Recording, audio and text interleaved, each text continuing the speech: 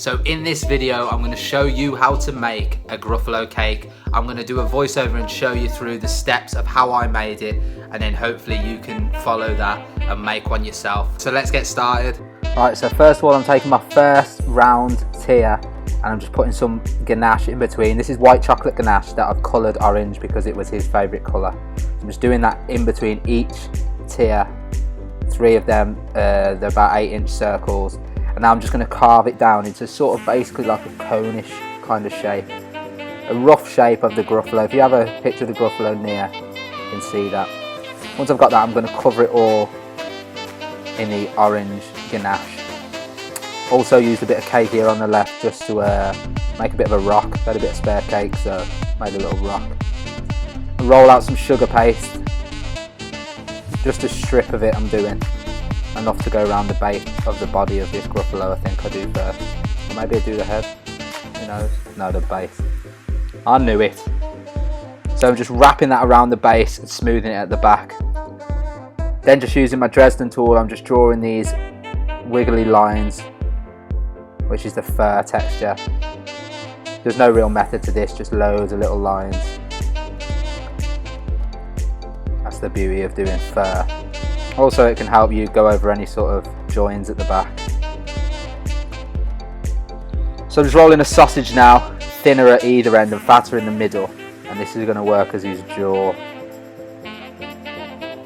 Just smoothing that in. Then a sort of T shape of sausages. This is going to be the nose and the eyes. This is all going under a sheet of sugar paste in the end, so you're just getting your basic shapes where you want them.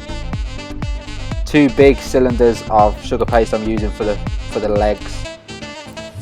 So again, they don't have to be perfect because we're going to draw this fur technique on them, but just, you know, basically cylinders. I'm steaming it all now. I do this instead of using warm water. Just makes the ganache nice and sort of tacky. So when I've rolled out this sugar paste now, I can put it over and it will stick to it. Works as a, you know, a joining sort of solution. So just be a bit delicate here, getting all your shapes right, because these will be the final shapes that you see, so you don't want to tear anything, or just cut away the excess then afterwards. I'm just slightly defining his bottom lip there with my thumb. Like I say, I always have a picture there next to you of the Gruffalo. You can see which sort of way you want to do it.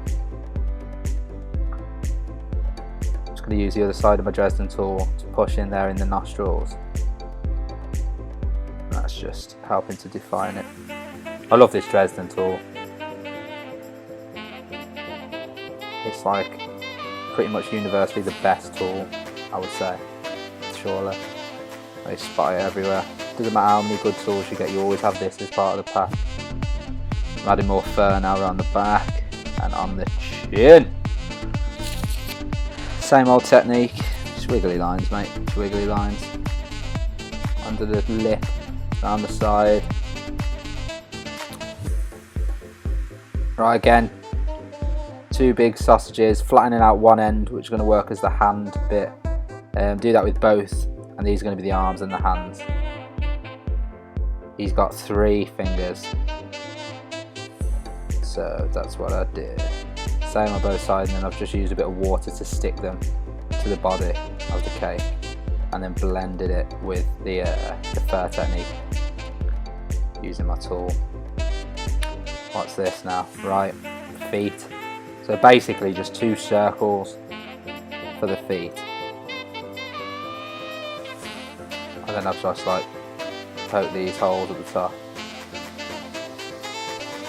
I have no idea what they are. Ears, they've got to be ears, 100%. Right, so yeah, circles, fatter on one end, and then I've sort of curled up the fatter end. So then you put these sort of lollipop sticks in and let them set. Oh no, don't let them set, just stick them straight in. Alright Ben, nice one. So you just stick them in. Now it's time for airbrushing. This is Spectrum Flow Brown I'm using, the matte brown. So obviously this is quite dark. I had some black already in the airbrush, and I used that to my advantage by doing the darkest places first, under the chin and right under the brow, you know, nostrils, things like that. But then as the brown starts to come through, you're going to be more delicate with it and get the exact tones that you want. Look how amazing airbrushing is.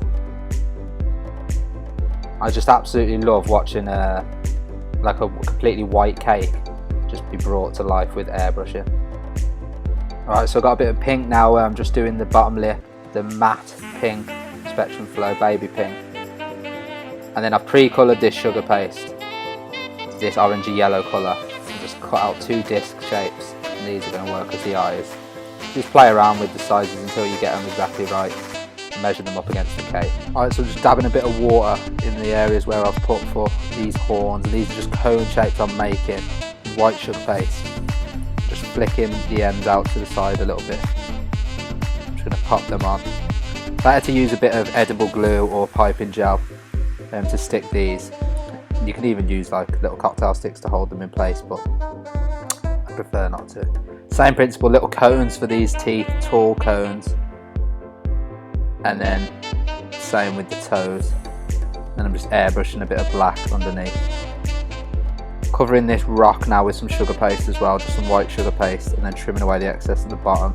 And then I've just made some little blocks of sugar paste that are going to look like stones as well.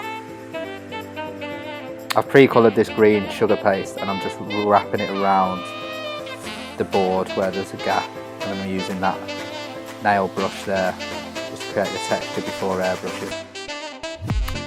So this is a little mouse, because I looked him up, the Gruffalo. I don't know the Gruffalo, I looked him up. There's always this little mouse kicking around. Just made him out of some modelling chocolate, and it's quite basic.